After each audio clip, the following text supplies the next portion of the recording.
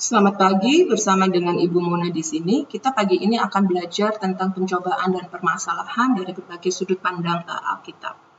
Ketika kita diperhadapkan pada pergumulan dan permasalahan, maka pada umumnya seringkali kita mendengar satu pernyataan klise adalah tergantung bagaimana cara kita memandangnya. Yang sering tidak umum adalah kita melihat orang itu malah mungkin berbahagia atau bersukacita ketika menghadapi pergumulan persoalan. Itu tidak umum, walaupun mungkin ada aja bisa terjadi kalau kita melihat dari perspektif Alkitab secara benar. Tapi yang paling sering terjadi adalah ketika kita diperhadapkan dengan pergumulan dan permasalahan, yang kita alami adalah rasa frustasi, rasa mengasihani diri sendiri, dan kita kehilangan fokus sebenarnya apa maksud Tuhan di balik pergumulan dan permasalahan ini. Tapi kalau kita melihat dari Ayub pasal 5 ayat yang ke-7 dikatakan, melainkan manusia menimbulkan kesusahan bagi dirinya seperti bunga api berjolak tinggi. Artinya apa? Pergumulan dan persoalan itu menjadi satu bagian yang tidak mungkin terpisahkan dari kehidupan kita sebagai orang Kristen. Sesuatu yang mau tidak mau harus kita alami. Bahkan di dalam Yohanes 16 ayat 33, maka dikatakan di dalam dunia selagi kita masih hidup, tidak mungkin tidak kita akan menghadapi yang namanya pencobaan dan pergumulan. Oleh sebab itu, maka kita harus mau tidak mau selalu siap di dalam menghadapi pergumulan dan persoalan, karena pergumulan dan persoalan itu adalah sesuatu yang sifatnya real dan tidak boleh membuat kita merasa kaget atau bahkan mungkin membuat kita menjadi marah dan tidak tahu kita harus berbuat apa. Kenapa? Karena ternyata di balik pergumulan dan permasalahan sebenarnya ada banyak hal yang ingin Tuhan ajarkan kepada kita. Yang pertama adalah tentang iman. Salah satu kenapa Tuhan izinkan pergumulan dan permasalahan itu ada di dalam hidup kita, karena sebenarnya ingin melihat seberapa dalam, seberapa kuat iman kita kepada Tuhan. Itu bisa kita lihat di dalam Ibrani 11 ayat 17. Karena iman maka Abraham tatkala ia dicobai mempersembahkan Ishak, ia yang telah menerima janji itu rela mempersembahkan anaknya yang tunggal Tuhan kita. Saya yakin pada waktu Abraham diminta oleh Allah untuk mengorbankan Ishak, pasti pada saat itu yang ada di dalam hatinya adalah rasa kaget, rasa heran, karena Allah telah berjanji akan memberikan anaknya ini, Ishak, bahkan menjadi bapak segala bangsa, tapi tiba-tiba Tuhan meminta dia untuk mempersembahkan. Tapi sebenarnya apa yang kita lihat belajar dari Abraham ketika Allah meminta, ada satu, Abraham tidak mempertanyakan kenapa Allah meminta dia mempersembahkan Ishak. Dia taat, dia tidak second guess, bahkan dia langsung segera berjalan dan membawa anaknya. Hal itu menunjukkan apa? Menunjukkan bahwa Allah yang telah berjanji kepada Abraham, itu ia percaya. Abraham memiliki keyakinan yang begitu luar biasa bahwa ia dan Ishak akan kembali. Dan memang kita lihat kemudian bagaimana Allah sudah menyiapkan anak domba dan seterusnya dan seterusnya. Maka ketika kita menghadapi pergumulan dan persoalan, pertanyaan pertama, apakah kita taat? Apakah kita masih memiliki iman kepada Tuhan? Apakah kita mempertanyakan? Karena kita tahu pergumulan dan persoalan hanya akan memperkuat sebenarnya iman kita kepada Tuhan. Yang kedua, Allah tengah ingin mengajarkan kita di dalam 2 Korintus 12 ayat yang ke-7 adalah tentang kerendahan hati. Seringkali manusia itu ketika tidak mengalami pergumulan dan persoalan, tanpa kita sadari, kita tidak lagi menjadi manusia-manusia yang rendah hati.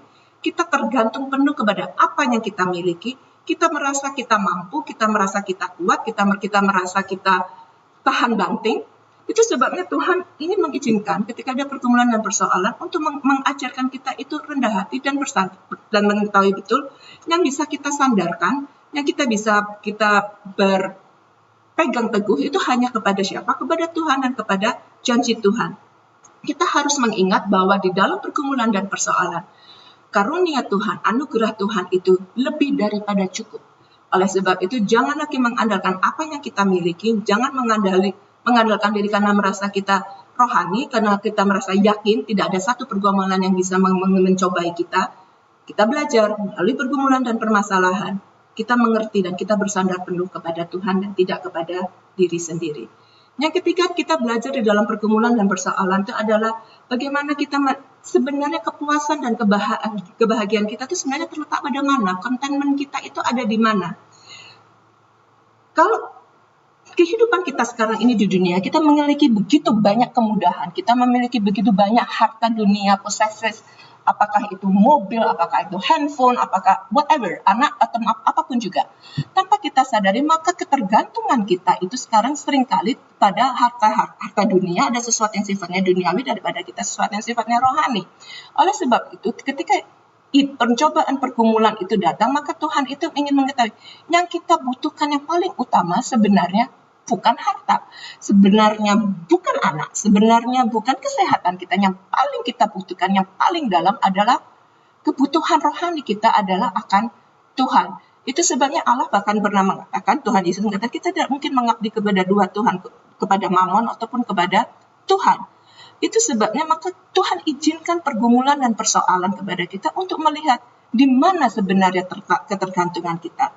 Semakin kita bertumbuh di dalam kekristenan, maka kita semakin hari semakin sadar bahwa ketergantungan kita kepada harta dunia itu tidak akan lagi begitu banyak. Maka walaupun kita misalnya sekarang terancam, kita tidak lagi mungkin dapat pekerjaan atau mungkin pemasukan kita berkurang, bisnis kita mungkin akan mengalami ke pasang surut. Kita nggak merasa khawatir, kita nggak merasa takut karena kita tahu itu sifatnya hanya sementara. Sesuatu harta yang tidak mungkin pernah kita lepaskan itu adalah harta yang daripada Tuhan. Dan bersama dengan Tuhan kita itu puas. Itu sebabnya kita belajar juga dari Musa bagaimana dia tumbuh dan besar sebagai dibesarkan oleh Farao dengan kemewahan dia selama di Mesir. Tapi apa yang dia katakan? Dia tinggalkan itu semua untuk dia melihat janji daripada Tuhan, dan dia pergi bahkan mengikuti Tuhan, memimpin umat Israel, meninggalkan segala hartanya yang dia miliki. Artinya apa? Tuhan ingin mengajarkan kita di dalam pergumulan dan persoalan bahwa ketergantungan kita itu harus kepada kekayaan rohani kita, bukan kepada kekayaan material kita, kekayaan dunia kita yang hanya satu waktu itu bisa hilang. Dengan lain kata, maka pelajaran yang ketiga, Tuhan ingin tahu prioritas kita yang utama itu di mana. Apakah prioritas kita itu adalah tetap menempatkan Tuhan atau yang lain? Ketika Abraham dicobai, sebenarnya dengan kata lain Tuhan ingin bertanya, Abraham, apakah engkau mengasihi aku lebih daripada Ishak? Atau apakah engkau mengasihi Ishak lebih daripada aku? Maka melalui pergumulan dan pencobaan, Tuhan ingin melihat yang mana yang paling kita kasih, yang mana yang paling kita cintai. Keluarga, harta, atau apa? Apakah mungkin di dalam pergumulan dan permasalahan karena kita tahu kita saat ini sudah tidak memiliki banyak lagi yang kita berikan, kita menghitung-hitungan kepada Tuhan di dalam memberikan persembahan. Itu Tuhan ingin mengetahui secara benar di mana kita prioritas kita yang paling utama. Tuhan ingin dia tetap menjadi yang pertama dan terutama di dalam kehidupan kita dan kita melakukan itu dengan tulus.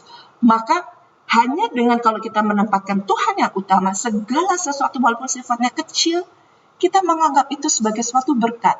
Bisa kumpul dengan keluarga, itu berkat. Bisa dengar firman Tuhan, itu berkat.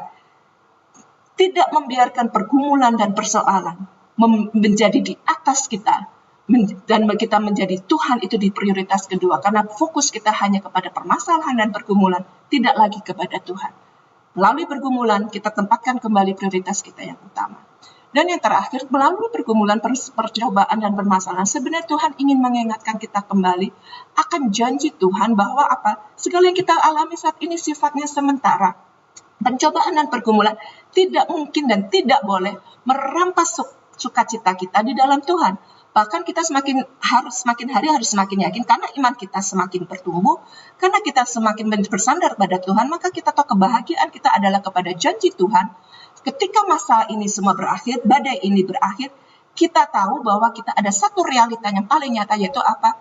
Kita memiliki tempat di surga pada waktunya nanti. Itu sama kita memiliki ahli waris daripada Tuhan. Sama seperti kita di dalam sebuah perjalanan, kita melalui sebuah terowongan, maka kita lihat gelapnya terowongan itu atau sinar yang akan kita lihat ketika kita keluar dari sebuah terowongan itu. Cara pandang kita menghadapi pergumulan, menghadapi persoalan, menentukan juga cara pandang kita melihat janji Tuhan yang akan kita terima, yaitu nanti bersama dengan surga. Oleh sebab itu, kalau kita tahu apa upah kita dalam mengiringi Tuhan, makanya namanya pergumulan dan pencobaan itu akan tetap kita jalani dengan penuh kesabaran, dan tetap menyadari bahwa semua pergumulan hanya akan memberikan fokus kita lebih kepada kemuliaan yang Allah akan berikan di dalam kehidupan kita. Oleh sebab itu, pergumulan dan persoalan harus kita hadapi dengan selalu senantiasa tetap bersyukur. Ada begitu banyak janji firman Tuhan tentang pengucapan syukur. Tapi satu hal yang ingin saya katakan, paling tidak ini menjadi pegangan bagi saya sendiri. Pengucapan syukur itu adalah kemampuan kita untuk melihat kasih karunia Tuhan setiap pagi, hari demi hari, detik demi detik. Apapun juga masalah dan pergumulan yang tengah kita hadapi. Semoga Tuhan memberkati. Amin.